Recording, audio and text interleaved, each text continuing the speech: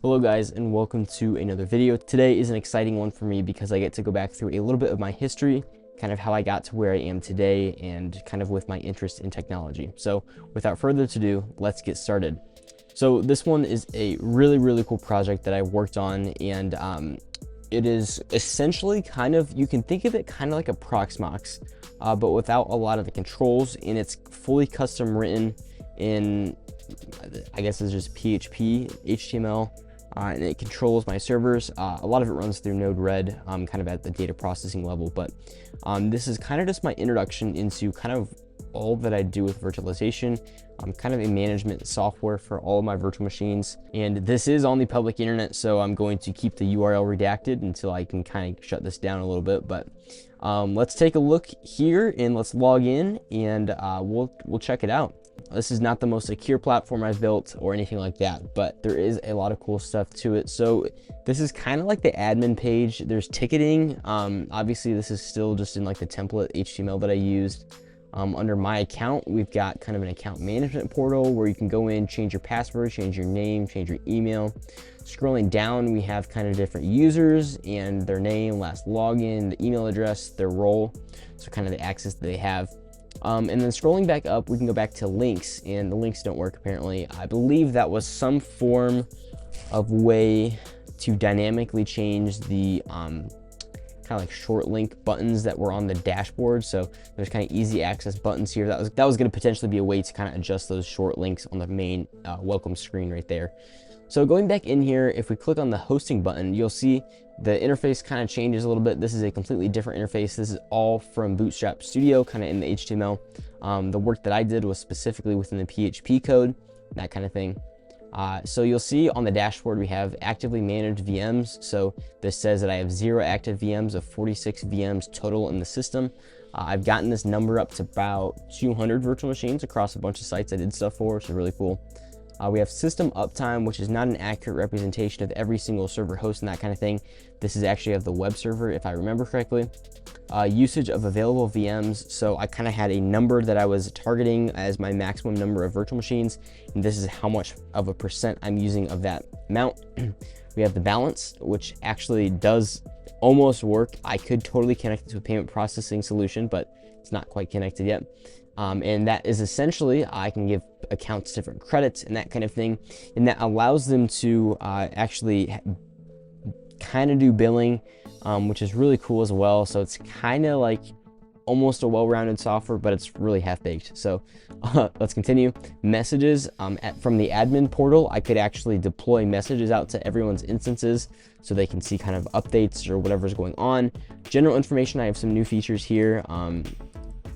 Web SSH, network graphs, issues, that kind of thing.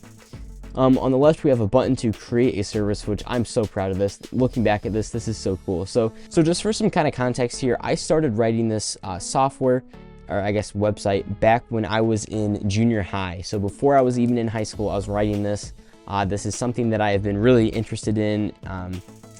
And I think there's a lot of benefits to it. I just find this stuff really cool because there's a lot to it. You know, you have to provision a virtual machine.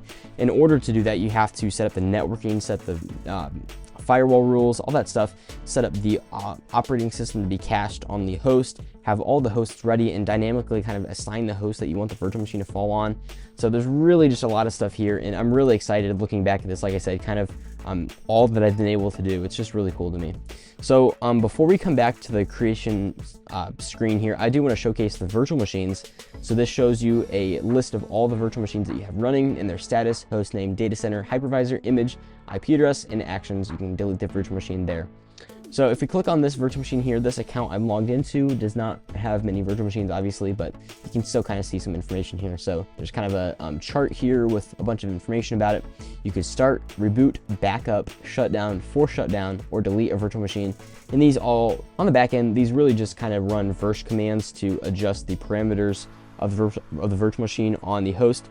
But this is a little more complicated than that, in the fact that this was spread amongst probably 3 to 4 hosts. There's a lot really to it. Like, it has to know what host to talk to, and there's really cool stuff going here, like a lot more than it may look like. The backup button actually does a full on-site backup of the virtual machine, a live backup, and then it'll automatically back it up to, I think it's an Azure backup storage or something like that. Really cool stuff. Web SSH. If you don't remember, I made a video about this a while ago where there's a software that allows you to SSH through the web, and this essentially just creates an instance of that for you to use on a completely random subdomain. It creates that subdomain. This is so cool. And you can log into that subdomain using the credentials of your virtual machine to get in and access the virtual machine. And there's nothing on my hosting end that I'm able to do to access that virtual machine. It's just essentially creating an SSH tunnel to that virtual machine. So cool. Network bandwidth is a kind of beta thing. I was trying to get a chart in there to kind of pretty much just show the network bandwidth of the virtual machine and how much network you're using. That obviously is not working at the moment. There's a lot of stuff that is probably not in a working state right now because all the virtual machines that ran this platform are migrated off to different sites at this point. Deletion. Deleting actually deletes a virtual machine, makes a backup of it, of course, and removes it from your account, which is so cool. So essentially, this is just a SQL table. In the database, there's just a row or column or whatever for every single virtual machine, and then I have scripts that kind of harvest the data from the server, add it up into this database, and that way we can track all the virtual machines really well. Under backups, you could actually see the latest backups of your virtual machines. You cannot restore them yet, but that was a feature that I actually did look into. If you click up here, we can go to our profile, and we can see even more information. So this message here states that it only affects your hosting account, so it does not actually directly affect your actual user account. I don't know why I did that, but we have our username, name, email, account type, Telegram ID, balance, and max number of virtual machines. So I could actually limit people's access to create virtual machines through the database as well. So we can change our general user settings, our name, email address, username. We can actually add a Telegram alert setting. So you could actually add my Telegram bot to your Telegram app, and you would receive alerts about your VM or kind of updates as they come in. Especially for backups and stuff, you can actually receive an alert when that does happen. So really cool stuff here. Let's go back to the service creation. So we have different backup options. I was obviously experimenting with pricing right here. And we have different images we can choose. We have Node-RED. We can do backup frequencies, username, password, installation name, data center. I actually had a couple different locations that you could spin up a virtual machine in. A tier, low, basic, obviously different pricing there. Installation name, creation, terms and conditions, SLA. I mean, all of this stuff was really just made up, but is really just for me to learn kind of how all this stuff works. And I'm actually going to try to log in here to another account because I think I can do that. Oh, one more thing. We do have the status page that shows the status of the hosting. It says all services are operational. We have documentation, online portal, primary database, and some proxy VM. This is obviously not very up to date, but that is really cool to see that I did actually have that working as well. I'm obviously really proud of this. I think it's something that I did really well on for kind of the knowledge that I had, which is very limited and something that like I focused on for a whole lot of time. I spent probably a year or two on it, but it's just a little side project I was doing. If you do think this is interesting and something that I should kind of pursue a little more, I'm happy to and willing to. I think eventually I would love to have some kind of service I can provide to my subscribers for virtual machine hosting. I think it'd be a great way to experiment with some high availability stuff from a content creation standpoint, but I can also kind of have the best service possible for the actual subscribers and users of the service.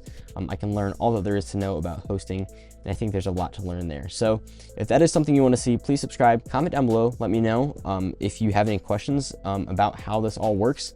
I can do kind of a part 2 maybe where I break down the actual services that I used to host all of this, but that is about all for this video, guys. So I really hope you enjoyed. I hope you found this interesting. I obviously did. So yeah, thank you guys for watching. Have a great day, and I will see you all in the next video.